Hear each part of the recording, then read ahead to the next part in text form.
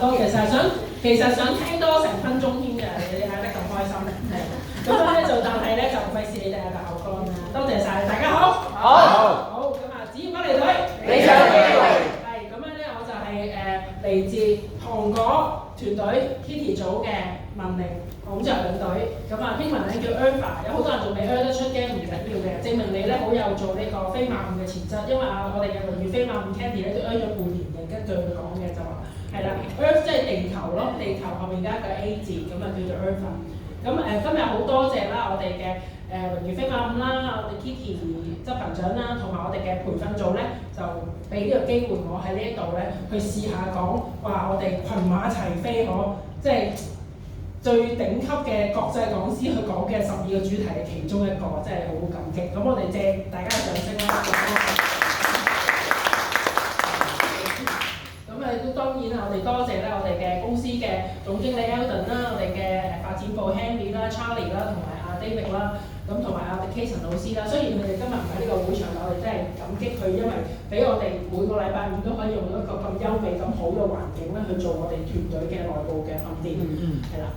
咁啊，今日咧係講咧如何運作會議嗬。咁咧就首先咧就要問下大家啦，咩叫會議咧？今日好多人一齊，好多人一齊，有冇人要？有一個主題，有一個主題。你話呢啲高材生唔好答啦，班長唔好答，係啦。係啦，後面有冇人可以講咩叫會議啊？呢個文靜有交流嘅，有交流嘅，欣賞你冇錯，有交流嘅。因為點解啊？會其實就係一班人喺埋一齊就叫會，兩個人算唔算會啊？係啦，總之你嘅人去喺埋一齊係啦，就係叫會，即係話聚埋一齊嘅意思。議咧就係有個言字嘅，係咪啊？係啦，就商議咁解啦，唔寫啦，大家知啦，可以有個言字，就係話大家有嘢傾咁嘅意思。所以咧就係一班人聚埋一齊，然後有嘢傾咁解。咁會議重唔重要啊？重要。點解重要咧？溝通交流，好啊，仲有冇？決策為一個目的，係啦，大家都係為咗一個目的而去聚埋一齊嘅，冇錯。咁樣咧，咁所以就會議好重要啦。咁事實上會議咧，其實喺各大嘅商業機構、教育機構、任何團體裏邊都係好重要喎。家庭要唔要會議啊？要會議嘅喎。咁樣咧，所以咧，我哋喺學歷會學到嘅知識，關於會議知識咧，唔應該淨係睇歷會，其實係可以應用喺我哋生活嘅方方面面。家庭會議要唔要做 ABC 啊？要嘅喎，知唔知道啊？係啦，咁所以咧就會議好重要啦。嗱，咁我自己個人嘅背景咧，就係我喺2008年嘅時候咧，就加入咗一間咧就家私嘅連鎖店，即係連鎖嘅鋪頭嘅公司啦。咁跟住嗰時咧由最低層一個售貨員咧，慢慢做到變咗助理店長啦，然後店長啦，然後就總店嘅店長啦，跟住就去到寫字樓做營運經理啦咁樣。咁就叫做一路過嚟咧，都唔容易嘅，都好辛酸嘅。因為傳統企業係點咧？你要打低晒身邊所有嘅同事，啱唔啱啊？因為位係得一個嘅啫，同事就無限啦。唔似呢度係咪啊？唔似我哋歷會咁樣幾多個你飛馬會唔會嫌飛馬多得滯啊？唔會啊！你100個、1000個飛馬都得㗎嘛，係咪？但係唔好意思，傳統企業咧就唔係啦，位置得一個嘅啫。係啦，咁你要升到上嗰位，你就要冇辦法，你就即係唔係話用嗰啲唔好嘅手段，即係話你嘅表現要超越同齊，你先有機會去升到上嗰個位咯。呢個就係個分別咯。咁但係個問題係咧，咁啊做咗16年啦，咁啊大家都知我少少嘅故事啊，就因為疫情期間咧生意唔好，冇生意咧，我就走去咧好有生產力咁樣就生咗個仔。係啦，咁生咗個仔之後點咧？然後老闆就發現，咦，原來你生個仔5個月唔喺度都得㗎喎，其實唔一定有你㗎喎。係啊，咁樣就俾老闆都發現咗呢樣嘢啦。咁於是乎咁就係放完產假翻去咧就收信啦。咁啊做咗16年又如何？咁都係一下子老闆一個念就已經係拜拜啦咁樣。咁所以咧嗰陣時都好有幸啦，我嘅介紹人 Kitty 咧咁就同我講咗呢個歷會嘅產品。咁當時就因為我媽腳痛，咁我媽腳痛咧咁就都要幫佢處理㗎嘛。咁於是乎就俾佢食嗰產品咧，又好好喎。佢膝頭哥退化咧，食咗幾日佢就有感覺，1個月可以掟嗰支拐杖佢喎。好嘛？好咁啊真係，其實咧我媽今日咧應該要出席嘅，因為劉瓊同我講過你一定要聽，但係你知佢未到嘅。我講個秘密俾大家知好嘛？親佢咩嚟？親佢未嚟係啦。我琴日幫我媽咧報活動咧，先至咧睇佢身份證，咦，原來我媽係1955年㗎，即係今年幾多歲啊？大佢一輪咯70歲啊！嗱，陣間你睇下，你覺得佢似幾多歲啊？大家嚟評價一下。陣間佢到咗之後咧，係啊，我都覺得哇，真係咧，係真係一種感恩啊！因為如果唔係嘅話，媽媽係咪媽媽好緊要啊？係啊，即係媽媽健健康康，即係青春常駐，就係我哋最大嘅福氣，係我做仔女嘅，係啦。咁跟住咧就於是乎媽媽食得好啦，咁然後就知道原來呢一個生意你一次過嘅投入，即係你嘅買咗一個產品就已經可以有終身嘅經營喎。咁我覺得咦，咁又不如又試下啦。咁當時咧就係因為透過就係一個叫做非正式會議，就因為當時咧我哋觀塘咧阿 Candy 姐就租咗一個嘅工作室。咁嗰陣時咧就因為疫情好嚴峻啊嘛，公司都冇開嘅，係啦。咁於是乎當時咧就約阿小冰飛馬，佢係我第一個約嘅朋友，因為嗰陣時咧就一擊即中係有時呢啲嘢真係好難講，你唔逼嘅話，呢個我媽咪啊真係，第一掌聲，佢啲掌聲我媽咪，係嘛？再嚟後生過我啦，太離譜啦嗰件事，係啊，就嚟後生過我。係啊，我要轉數下，唔得食得唔夠啊，要快啲賺多啲。再食一日食一樽先我要，係啦咁樣，所以咧就係話當時咧咁就係叫做咧，其實唔識嘅當時真係唔識，不過就係純粹咧就係因為信阿 Kitty，咁阿 Kitty 就同我講話，你用你嘅方法，你即係佢都當時都未係咁有系統咧，就教我點樣去運作會議，咁就好簡單咧，就係我同阿小冰講，話小冰介紹個勁人俾你認識，呢個勁人咧就係。之前咧做呢個組織嘅營銷咧，就識帶小朋友佢超過10萬人嘅，咁樣介紹俾你識好唔好？咁阿小冰又非常之正面㗎嘛，話好啊，認識下咁樣，就係咁樣約咗嚟觀塘嘅嗰個工作室。咁而觀塘工作室大家都知啦，冇呢度咁靚㗎嘛，即係比較簡單啲咧嗰啲設備。咁就嚟到就有一班人喺度咯，咁啊嗰個都係一個會議。嚟到之後咧，又估唔到竟然咁樣咧，都影響到阿小冰飛馬喎。係啦，就係你話，所以話會議係好重要嘅。係啦，因為會議就係唔係一個人嘅力量，而係借到大家唔同人嘅力量，而係去俾到一個影響你嘅新朋友，係咪？咁樣當時咧，咁就影響到佢啦。咁佢咧就即係覺得哇產品咁正，點都要買嚟食啦。咁原來一開始咧，佢都未係諗住話認真去做，因為本身佢係一個好成功嘅國際理財規劃師17年。咁講真嘅喎，即係佢已經係都唔係話好要好等住開飯，好等住揾機會嗰啲，本身佢已經係有唔錯嘅事業嘅喎。咁係乜嘢影響到佢咧？就係當時我哋嘅疫情期間嘅線上會議。線上會議就喺個 VOOV 嗰度，定係 Zoom 唔係 Zoom 嗰隻係 Zoom，朝頭早8點半好準時，因為我好記得嘅，因為點解咧？我每一次都起唔到身嘅，係啊，真係啊，每一次你起唔到身8點半，哇，真係好眼瞓啊，唔得。咁但係咧，阿小冰飛馬係非常之咁投入，佢每一朝早都上線喎。咁就聽到好多唔係單止香港啦，唔係單止香港，聽到馬來西亞、新加坡、台灣啲領導嘅分享，咁佢就換言之就對公司好有信心。咁就係因為咁嘅緣故，先令到影響到佢決心喺呢一度要去發展。所以你話會議重唔重要？好重要。同埋最緊要一樣嘢咧，喺當時嘅線上會議咧，我哋睇到咧唔同嘅領導人，雖然係線上，大家都完全唔馬虎嘅。雖然係線上，但係都一身嘅正裝開鏡頭去出席我哋嘅線上會議。哪怕你可能下邊着緊船睡褲，甚至冇着褲啦，大家都唔知。係啊，但係喂，我起碼出現咧個上身咧係非常之正式嘅喎，咁樣。咁所以我哋如果嚟緊，我哋再有線上嘅 OPP 或者線上嘅 NDO 啊，大家應該要點做啊？着正裝冇錯啦，就係要俾人哋睇到我哋嘅專業性，因為我咁樣影響小冰咧，原來咧都係用一個線上會議咧，都影響到阿 Winnie 睇到我哋哇，就算線上會議都毫不馬虎喎，都仍然係着住正裝出席喎，好嘛？所以大家一定要秉承我哋呢個同伙團隊嘅文化，好嘛？好，係啦。咁所以咧今日講咧就如何去運作會議咧，咁就首先我自己覺得啦，一個公司佢有一個好嘅系統啦，會議係我哋系統嘅一部分，係咪？係。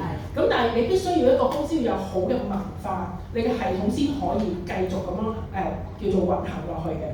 如果唔係嘅話，咩叫文化？咩叫企業文化咧？就例如係大家好，好，呢個就係企業文化咯。因為點解每一次我哋嘅會議咧，大家都係好配合，係嘛？尤其是我哋糖果文化更加強啦。我哋只要講句，只要不離隊，你就有機會。係啦，大家係咪即刻就醒晒啊？係咪？咁啊，呢個就係我哋嘅文化，就係我哋嘅力量咯。因為你要有文化，你要有嗰個叫做大家嘅向心力，你嘅會議先至係辦到有嗰個影響力嘅，對於新朋友。係啦，咁所以咧，我哋會議有分邊一種咧？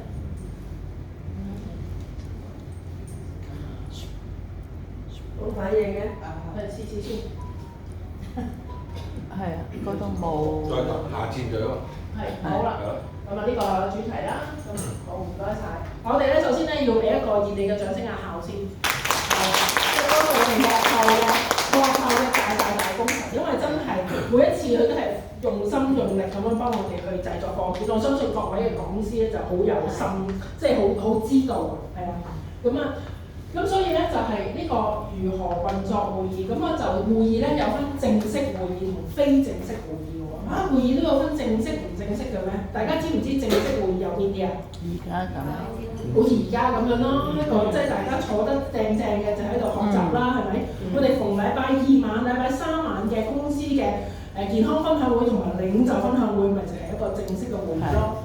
咁樣好啦，嗱睇到我哋啦，呢個我哋自己團隊搞嘅健康分享會啦，逢禮拜4、禮拜1咁樣。咁咧一定咧，我哋要留意喎，就係咧坐嘅時候咧，我哋一定要從第一行開始坐起。有冇人知道點解嘅？係一個。即係我哋要俾人第一呢個係個秩序嘅問題啦。如果個個都揀嚟坐嘅，哇就好似睇戲咁樣，你永遠咧嗰啲位咧兩個人，中間隔一個又再坐兩個，咁中間嗰個邊個坐咧？係咪先？咁所以呢個喺嗰會議嘅運作上咧，我哋必須要咧就從第一行開始坐起，就盡量坐滿前排先，然後先至再慢慢唔夠坐加凳。我哋咧就要自己人咧要好清晰呢個規矩喎，知唔知啊？就唔好揀位坐喎，係啦。咁你話留位置得唔得咧？唔係唔得，咁但係咧，你個朋友即係要快啲要到喎，如果唔係就會長期就有個位吉咗喺度啦。咁呢個就係我哋嘅非正呢個正式會議啦。咁仲有呢個哇，大家有冇記得呢一個係幾時嘅會議啊811泰國22年10月。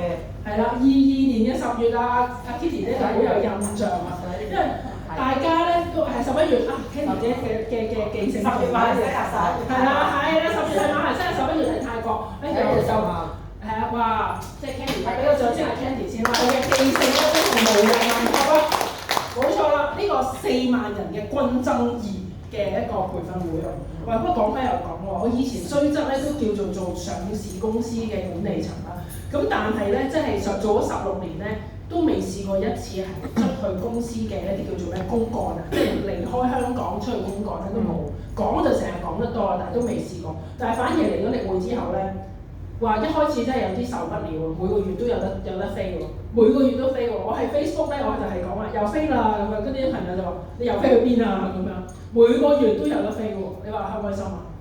係啊，我哋入到嚟會仲比退休仲更加開心，每個月都有得飛。當時咧就去泰國一個4萬人一個軍爭嘅會議咯。咁呢啲嘅正式會議咧，就係公司有好嚴格嘅規格。搞一場呢個會議容唔容易啊？各位，真係唔容易㗎。我哋舊年嘅8月11號咧，咁我哋嘅星光組織咧就都自己搞咗一場嘅會議。咁我哋咧有幸咧就飛馬5咧又俾機會我哋去幫手去籌辦成個會議啦。哇！我做場地組啊，你知唔知一張紙、一支筆、一樽水都有講究擺邊個位啊？唔係求其等喺台面就係喎。每張凳佢係直頭發展部要拉繩啊！拉條繩喺每張台度度位，確保每一樽水都係放嗰個位，每一張紙都係放個位。個筆嘅筆頭向出邊向裏邊都有講究。哇！即係呢個咧，我覺得係啦，即係個角度啊，即係我覺得公司嗰個嚴謹性咧真係不得了，用心，好用心，同埋但係最緊要一樣嘢，咁嚴謹、咁高規格嘅一個會議，有冇收大家錢啊？冇，1毫子都冇收。所以我真係覺得歷會真係不得之了，因為一個咁高規格，佢俾我哋係開我哋嘅格局，開我哋嘅眼界，但係一毫子都冇收我哋，所以值唔值得俾翻個掌聲公司？係啦，咁當然啦，非正式會議都好緊要嘅，大家又記唔記得呢個係一個咩場景咧？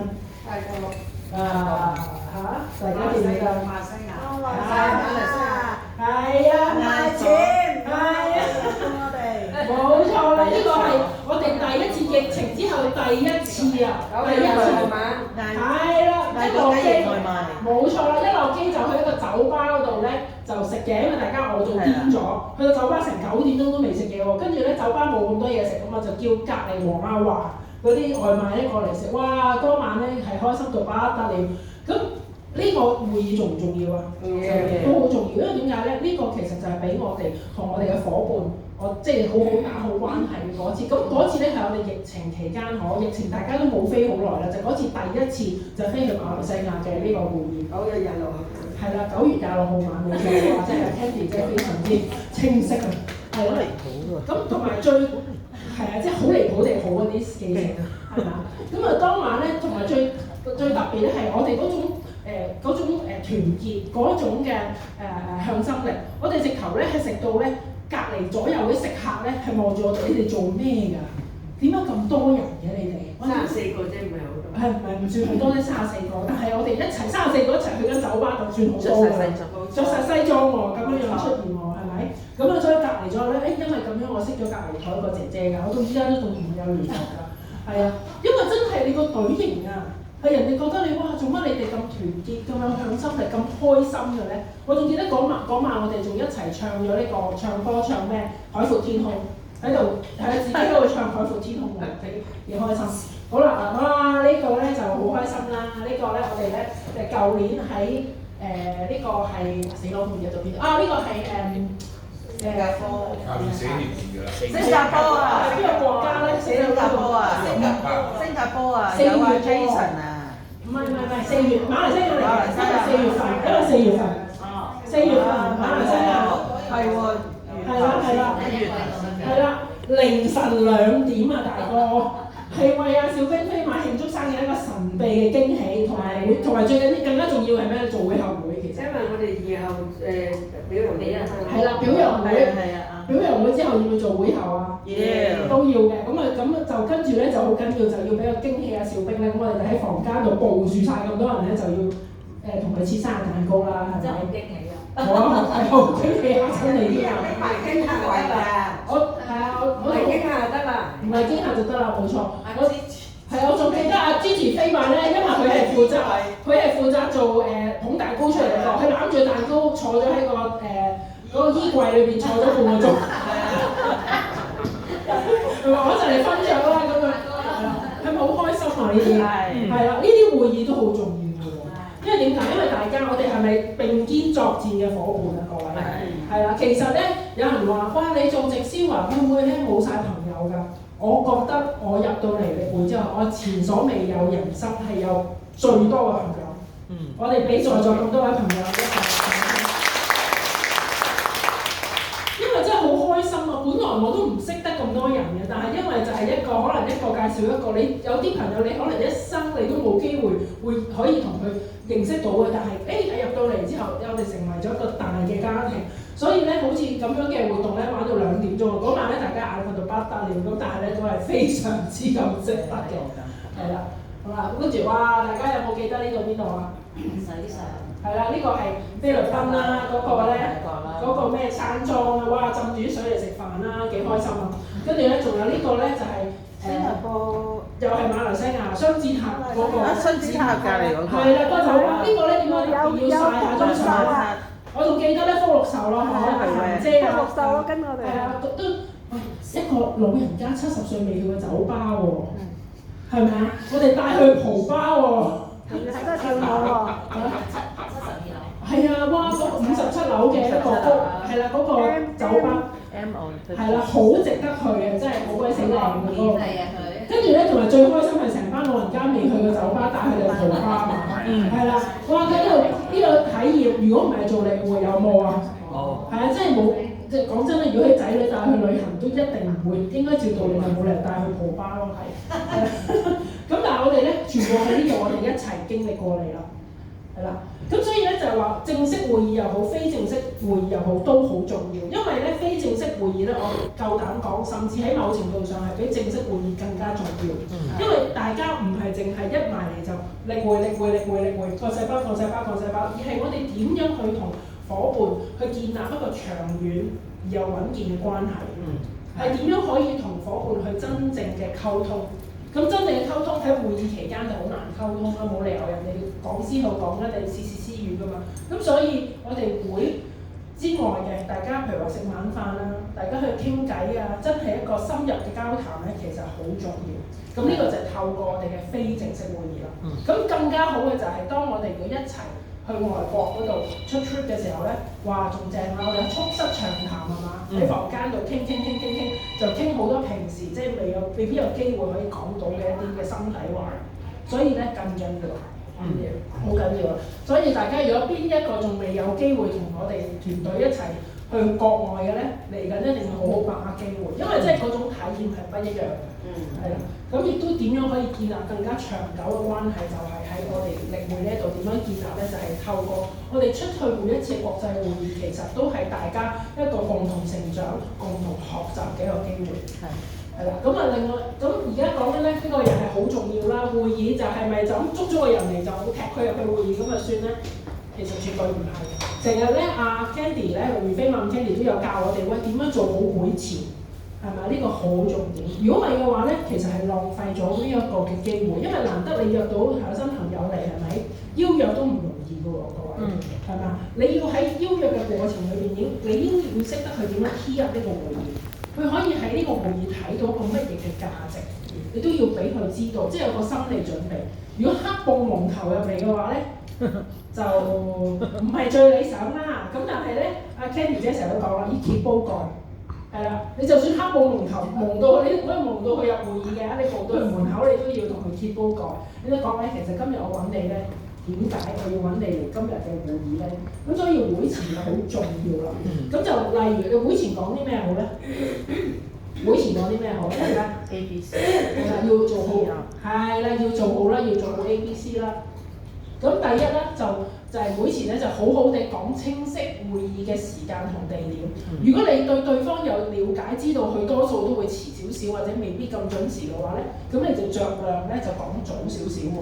咁但係就唔好早太多啦嚇，即係因為咧，如果唔係你同佢講早2個鐘，個會議3點鐘開始，你叫佢1點鐘到，跟住佢兩個鐘你眼望我眼，咁喺度做乜嘢咧？咁除非你話1點鐘約你飲茶，我哋食完嘢。我哋先至上去會議，同埋你仲要問佢喎，譬如話你去1點鐘飲茶，我問下佢，咦今日你仲有冇約其他人啊？晏啲你仲有冇特別嘢做啊？唔係問佢晏啲得唔得閒喎？香港人唔知點解咧，佢嘅唔得閒啊，跟住翻屋企煲劇啊咁樣，都係唔得閒嘅，所以就應該問佢。晏啲有冇特別嘢做？咁如果唔係，佢可能一般人預嘅時間俾你，你約我1點鐘飲茶嘛，我預到3點鐘，我3點鐘要走，咁就冇辦法去到會議啦。所以最好喺約嘅時候，我哋就會問佢話：啊，禮拜日有冇約人？有冇特別嘢做？哦，冇啊，咩事啊？咁就啱啦。我約你1點鐘，我哋一齊飲茶。然後咧嗰日晏晝嘅時間，你都留俾我。我有好嘅嘢同你分享，同你講，咁咪攞咗佢成個下晝嘅時間咯。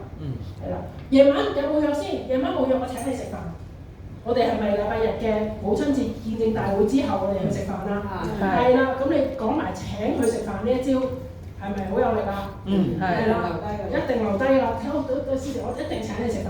係呢個 Candy 姐教㗎，係咪？咁樣所以咧就要講清晰啦。地點就如果係俾到嗰個叫做我哋俾到公司地址啦，或者約佢喺鑽石山地鐵站一齊行上嚟啦。咁啊，因應你同佢嘅習慣同個關係。一般正常嘅香港人咧，照道理咧就俾地址佢都識得揾嚟㗎啦。係啦，不過要搞清楚你自己就一定要早到過去咯。係啦，咁就隨時等佢嘅出現啦。係啦，第二個咧就要 T1會議喎。咁啊 commit 咧，即係話承諾或者係叫做去預計嗰個效果係點，要 commit 個效果。咩叫 T 一會議咧？譬如話今次嘅會議有啲乜嘢好值得聽嘅地方？大家識唔識得 T 一我哋會議裏邊嘅講師㗎？係啊，譬如話我哋榮譽飛馬 Candy 啦，可以講下佢嘅背景。我哋平時翻嚟學習嘅就係攞到好多嘅資訊，知道我哋團隊有啲唔同嘅人。譬如話，好似阿 Candy 飛馬，佢係之前係做酒樓嘅普利壽喜嘅，我哋成日講笑係咪？咁如果你個朋友係做酒樓咧，做餐飲業咧，其實就好適合去 T 一阿 Candy 咯喎。如果你朋友係做護士啊，做醫護人員嘅咧，我哋有我哋嘅林珍飛馬係嘛？之前喺醫管局做19年啊，最後1年咧長糧都唔要啊，都要辭職就嚟呢度做飛馬喎咁樣。如果你個朋友係銷售出身或者係做保險好有成績都好咧，係咪可以 T 一我哋小兵飛馬？係啦。如果佢做傳統生意做廠嘅，係咪我哋有我哋小青飛馬可以飛馬1可以分可以T 一啊？如果做會計，我哋有捷克有 Money 都係做會計行業嘅。大家認唔認識伙伴嘅背景，佢哋嘅職業啊？做地產有2玲姐姐啦，係咪？我哋做五金業嘅有 Helen 啦，係咪？有好多啊，好多我哋嘅就做老師嘅有 Miss Mo 啦，係咪？咁好多嘅伙伴嘅背景咧，其實都係好值得我哋去 T 一嘅。咁所以你要翻嚟，你要同我，即係你要參加足夠會議。令到我哋自己即係裝備好自己，知道呢啲人嘅背景，我哋先至能夠分享嘛。如果咪嚟到嘅時候，你唔好諗住，喂邊個啊，幫我朋友分享下。我諗應該唔會有力咯，係啦，因為嗱咁呢個咧就要參考我哋另一個12個系統主題嘅其中一個叫 ABC 法則。咁嗰個咧就要留翻下一次嘅講師，或者你可以上網都睇翻 ABC 法則嘅一啲重點。咁就係點樣好好地 T 一我哋嘅大 A， 我哋 T 一會議講師係好重要啦。咁啊，就算你話我未識得咁多位講師喎，咁當然都可以問你嘅介紹人啦。就算未識得 T 一講師都好，我哋可唔可以 T 一呢間公司啊？可以，都可以㗎嘛。你話哇，你睇下呢一間公司短17年嘅時間，竟然可以超越一啲做咗80幾年嘅龍頭大佬，而且喺香港一個咁大嘅寫字樓，過萬尺嘅寫字樓，講緊租金1個月超過60萬喎。但係我哋去搞嘅每一場會議，佢都唔會收入場門票嘅費用。咁你值唔值得嚟睇下呢一間公司嘅格局？係啦，而且最重要係幫助好多人喺呢一度，就算喺疫情期間都能夠成功賺取超過8萬嘅月收入。咁係咪值得嚟睇下？咁樣已經係好好喎，即係咁樣你咁樣講嘅時候，已經係咪對方都會覺得哇，咁乜嘢公司可以做到呢個成績？係咪都已經可以足夠可以去約到朋友？係啦，設立會議嘅標準啦，咩意思咧？就係話，如果去搞一個會議，假設你係有份係即係我幫手運作，去幫手去搞呢個會議嘅時候，咁你都要大概要知道會議你嘅人數係幾多人，因為係咪人數唔同，你用嘅地方都唔同。即係如果你係一個好似我哋喺呢間房，我哋做一個較小型嘅100人以內嘅，就可以用呢間房啦。超過100人嘅就唔夠坐㗎咯喎，就係用大會議室㗎咯喎。咁所以咧，你就先要定咗你嘅主題，定咗你嘅講師，定咗你嘅人數，然後咁我哋先至可以去執行咯。係啦，炒人數係好緊要啦，定咗目標人數喎，即係好似我哋嚟緊嘅禮拜日嘅事業見證大會咁啦，呢個母親節嘅主題，咁講緊係我哋而家係講緊350人，我哋9個小組除翻開係咪啊？每個小組都最少要40幾人，咁先至可以達到300人嘅目標啦。咁樣然後每個小組咧又再分俾每位領導，你有4個，你有4個，咁樣先可以完成到。因為每一次嘅會議，大家留意咧，都係有呢一個嘅目標嘅分配嘅。咁正係因為要有一個目標分配咧，我哋先至可以成功去完成目標人數嘛。好啦，提醒咧，大家伙伴要早啲到，最好如果你約咗朋友嚟咧，同佢食少少嘢，做少少會前，講下你嘅為何做例會，然後先帶上嚟，嗰個效果係最好嘅。因為咧，佢上到嚟咧，一嚟見到咁多人咧，又唔係講笑，有啲人真係驚嘅，會有社交恐懼。一嚟你到話咁多人嘅，所以預先我哋同佢做會前嘅時候，我第一提佢話：係啊，你預咗咧，我哋會議係好多人㗎，因為就係因為呢個平台呢個公司幫助到好多人喺疫情期間都能夠改善佢嘅生活，賺到好高嘅入息，所以咧好多人咧都會好想嚟了解，所以咧一間人數係比較多嘅。第一。第二，有冇朋友大家可能要誠實啲啊！有冇朋友上過嚟咧就哇喺嗰度咁多公公婆婆嘅，有冇人講過？有。大家咁有同感咁樣。全部老人家，全部老人家係好定唔好啊？好事嚟㗎嘛！家有一老就點啊？如有一寶喎，咁多個寶寶俾你喺度見住喎。係寶寶唔緊要，問題係個個都唔似寶寶啊嘛，係咪先？我哋 Candy 姐，你話佢嚟緊出年攞碌柚卡，我真係死都唔信咯。老實講，如果唔係識你咁耐，係咪先？咁所以就係話老人家唔緊要，但問題係大家嘅會前有冇識得講？你會前就可以講就話，喂，一陣上到去啊，其實咧你可能會見到好多嘅比較年長嘅人士。甚至有好多退休人士、家庭主婦。當初我嚟嘅時候我都唔慣㗎，但後尾我終於知道點解，就話原來呢個生意係點咧？退休人士、老人家、家庭主婦都可以喺度做到喎，都可以喺度建立團隊，賺出長遠嘅被動入息喎。咁你咁樣講完，佢咪覺得有好奇啊？就唔係覺得哇好多老人家，哇好多家庭主婦，佢唔係咁樣樣，係咪先？同埋老實講啦，師奶好犀利嘅咩？做師奶，哇！你知唔知師奶係一家庭嘅 CEO 啊？係啊，佢係要照顧成個屋企，係呢個工作係24小時無休㗎。你翻工你打工都仲有放工時間，仲有食飯時間。做家庭主婦係24小時。所以你好糾正下朋友嘅諗法係嘛？咁但係呢樣嘢喎，我哋打醬油嘅都可以喺度玩6位數字喎，咁值唔值得嚟睇下？呢個係個咩生意先？係咪？好啦，你提醒你做呢度啦，跟住咧呢個就係呢個。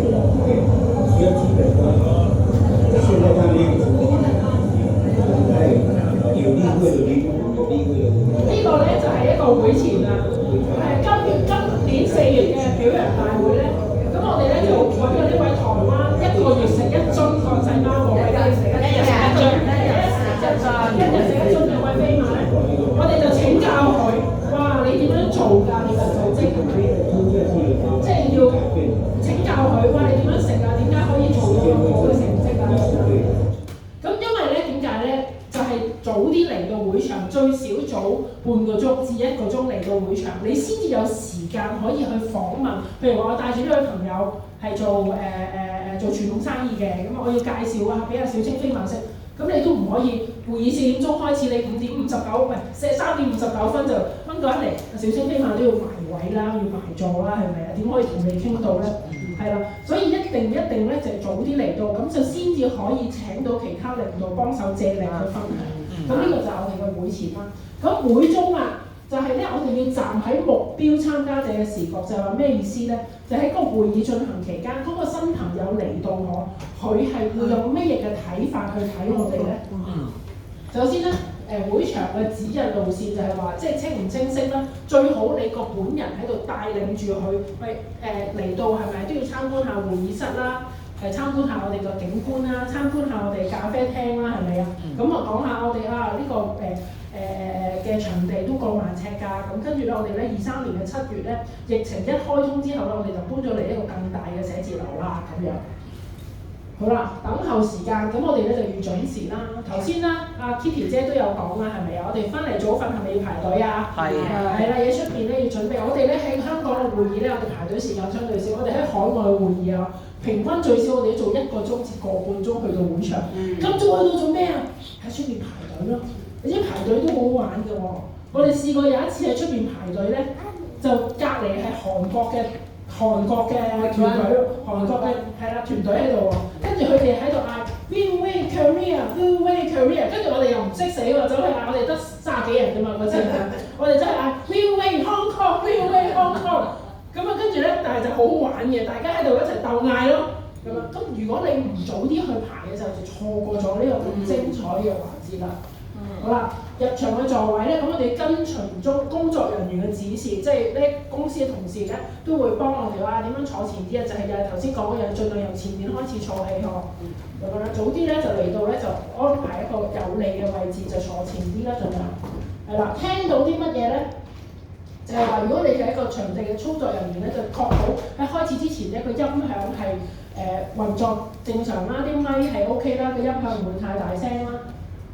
好啦，睇到啲咩就投影機又要準備好啦，啲嗰個 PPT 要準備得妥當啦，係咪？咁啊，講師係邊個咧？我哋嘅 MC 咧就點樣去做好佢哋嘅介紹啦？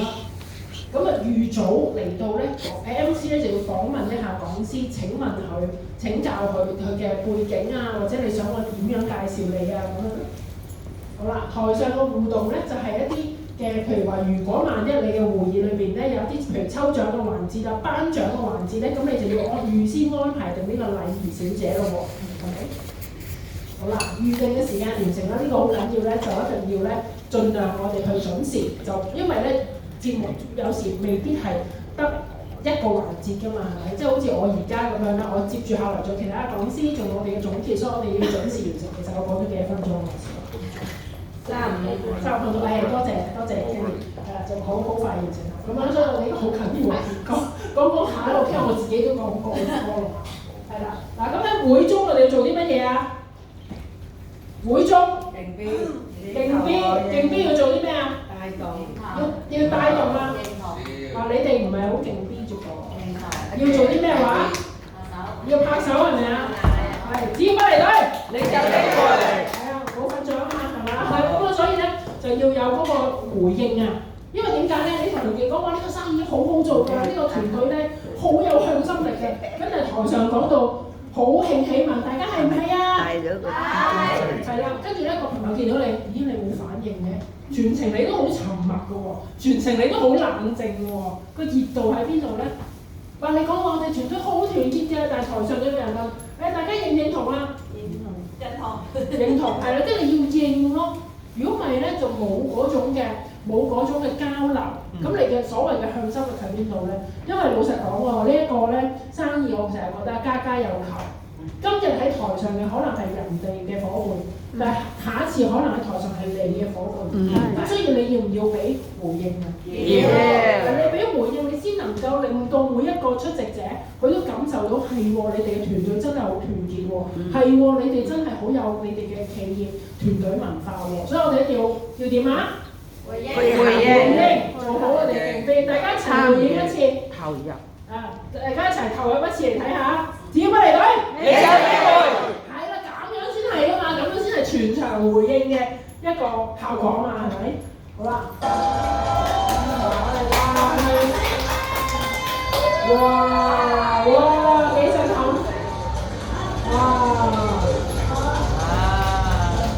你睇下，如果新朋友嚟到啊，見到我哋咁樣嘅，我哋又有自己嘅伙伴上台可，大家即刻哇咁樣歡呼啊！新朋友會唔會覺得我哋好勁啊？哇！你同我團隊真係好大，陣容鼎盛，我有會唔會啊？會，係啊，所以大家要唔要做到呢個效果啊？要，真係要咯！你自己都係，就算你個新朋友嚟，你都要企起身，要拍手掌，係嘛？所以咧就一定要做到，要有嗰個效果，一定要咁做啦！你一見到我哋嘅見到呢啲好有笑到擘大啦，係啦，好有回應啊，好有反應嘅嗰班，全部都係精英領隊以上。好緊要啊，真係。係啊，你發覺如果咧，即係笑得最開心、笑得最大聲嗰啲咧，一定係高評級啦，唔使講噶啦。大家要唔要高評級啊？要。笑得大聲啲咯，係咪啊？認得大聲啲啦，係咪啊？係。好啦，咁啊，我哋講會後喎，會後又係好重點喎。咁咧好多時咧，朋友咧就話嚟聽完會議就急腳要走，係咪？咁好多時咧，我哋就其實喺中途或者會議開始前，我哋已經預先去講，應該會議完咗咧，留多10至15分鐘。你時間你自己諗講幾多啦嚇。咁但係你要同佢講，應該留多陣，我介紹我啲拍檔俾你認識。咁你就睇下佢，譬如佢做咩職業，譬如話舉個例子，佢都係英國翻嚟嘅，我想介紹我嗰個拍檔啊，嘉俾你認識。佢好好㗎，佢咧都係喺英國翻嚟咧，然後咧決心喺力會呢度發展嘅，因為佢呢度睇到佢嘅好大嘅一個機會嘅。咁佢走咗之後，佢咪有任務啊？佢知道佢要認識阿嘉，咁佢咪會留低啊？即係你要預先要講咯。如果唔係好多人講話，哇！你會議聽到9點鐘，我咪唔係諗住9點鐘咪走咯咁樣。咁當然你都可以出個招話，佢一陣間聽完請你食宵夜咁樣嘅。咁但係個問題係，即係佢咪一心係諗住食宵夜咯？你嗰啲有冇見過一啲會後咧？我哋做會後佢行咗出去坐啊！即係因為佢冇諗過原來有會後呢件事啊嘛，所以我哋要預先要預告俾佢聽咯。咁仲有好緊要咧，就會後咧就唔好再搞多個會鐘啦。即係話咩咧？會已經聽咗2個小時嘅時間，我哋就喺會後咧係講自己嘅感受，就唔使重複翻一次個會裏邊講嘅內容。如果唔係咧，就會大家會覺得哇又聽，頭先咪聽咗一次啦，又聽。我哋快速講自己感受得唔得？如果我哋嘅會後能夠快靚正咁完成咧，咁令到每一個新朋友都願意留低做會後，呢個就係我哋最想見到嘅效果咯。咁所以大家配合得唔得啊？係啦，我哋會後嘅時候就係主力講自己嘅感受，講完之後咧，咁就下一個，咁我哋咧就要踴躍，大家舉手咁樣。要唔係嘅話，要主持人係嘛？哇，成日都要問幾次，跟住邊個先至出嚟去分享啊咁樣，咁又嘥咗啲時間喎。所以我哋重點講自己感受，講幾句，咁啊我哋就可以令到成個會後咧好快咁樣去完成。係啦，咁啊介紹新人咧俾其他人認識啦。咁喺過程裏邊咧，你記得咧一定要呢個係我哋大領導啊，阿 Winnie 啊，佢係我哋嘅孔雀領隊啊咁樣。咁其實已經係個 T 音嚟嘅，簡單1至2句，我哋嘅大領導嘅已經 OK 嘅，就唔使咧就喺個新朋友之後，呢個就係 Winnie 啊，佢咧就之前咧就從事乜，從事可樂嗰啲，講完一輪之後咧，跟住個新朋友就即係會呆咗嗰件事係。因為正常嘅，大家要諗翻起我哋正常社交係點先？一個新朋友認識，我哋都係1、2句就介紹完啦。呢個係從事乜行業嘅，呢個係乜從事咩行業嘅。我哋就唔好過分地講太多，嗰啲資料留翻俾阿 A 去幫你講，即係佢自己去介紹自己都得，即係佢會講佢自己嘅背景啊嘛。又話呢個係我哋大領導 Winnie 啊，佢係而家係我哋嘅孔雀領隊。咁就已經2句已經介紹咗佢㗎，已經 T up 咗佢啦。嗱呢個我哋我新朋友啊，叫做David 啊咁樣，咁就已經 OK 㗎啦，已經得㗎啦。咁樣啦，咁就有成績咧，就我哋要掌聲表揚，就係話我哋嘅掌聲咧要嚟得及時，即係話當對方，即係當我哋會即係當有一啲叫做會後啦，咁一啲講，如果新朋友講一啲嘢係哇，佢睇到一啲好有價值嘅嘢，或者佢睇到一啲嘢係好值得去叫做獎勵嘅咧，就我哋即刻就要俾掌聲啦。無論新朋友講咩都好咧，都係啱嘅。OK，咁我哋要接受係咪？好啦，好似舉個例子啊，琴日咧我哋咧嘅健康分享會咧，咁啊 Gina 嘅伙伴啊 Helen 咧就帶咗個朋友嚟黃生。咁黃生咧，咁我哋會後就去飲茶啦，飲茶就做會後啦。咁咧黃生就話：我一入到嚟啊，哇！一入到門口啊，就覺得你哋咧係嗰種咧傳銷公司。